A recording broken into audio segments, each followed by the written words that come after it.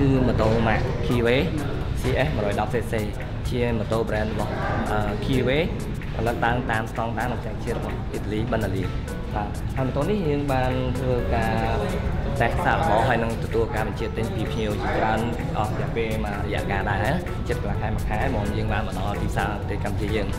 ហើយក៏មានការចំណាប់អារម្មណ៍ខ្លាំងដែរចំពោះប្រភេទម៉ូតូ CX យ៉ាងនេះចំណុចសំខាន់ដែលយើងធ្វើឲ្យមានការតាក់ទាញទៅលើអតិថិជនដែលគាត់ជាវទិញម៉ូតូយើងហ្នឹងគឺមានកត្តាពីរដែលសំខាន់ទី1គឺតាក់ទងនឹងកត្តាតម្លៃនិងទី2តាក់ទងកត្តាគុណភាពបាទដែលជាកត្តាចម្បងហើយនឹងមានកត្តាគុណភាពជាកត្តាទី3ដែរដែលតំសំនៃការរូបរាងហ្នឹងអូខេអញ្ចឹងខ្ញុំសូមបញ្ជាក់អំពីកត្តាទី1ដែលតាក់ទងតម្លៃបាទម៉ូតូយើងនេះតម្លៃដែលយើងលក់ចាក់ប្រកាសលក់គឺ750ប៉ុន្តែចំពោះអតិថិជនដែលគាត់បានធ្វើការបញ្ជាទិញមុនទំនិញម្ដងបានន័យថាយើងមានជា sample មួយតេស្តដើម្បីឲ្យគាត់តេស្តសាកល្បងមើលពីគុណភាពហើយនិងពីតម្លៃហ្នឹងអញ្ចឹងដល់ពេលគាត់តេស្តសាកល្បងហើយយើងមាន promotion ពិសេសគាត់គឺយើងមានតម្លៃមួយពិសេសពី750ដល់ពេលគាត់ធ្វើការកក់កំងទិញយើងមានតម្លៃ690ឯងបាទចំណុចពិសេសរបស់វាមានអីគាត់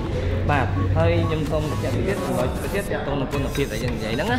បាទទី2គុណភាពគឺយើងថាយើងឃើញថាម៉ូតូនេះផលិតឡើងតាមស្តង់ដារចែកជារបស់អ៊ីតាលីអញ្ចឹងយើងមានការធានាទៅលើម៉ាស៊ីនរយៈពេល2ឆ្នាំ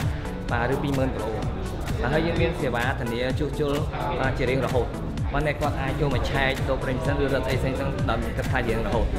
បាទហើយទី3គឺយើងមានសេវាទៀតដែលថាថែទាំ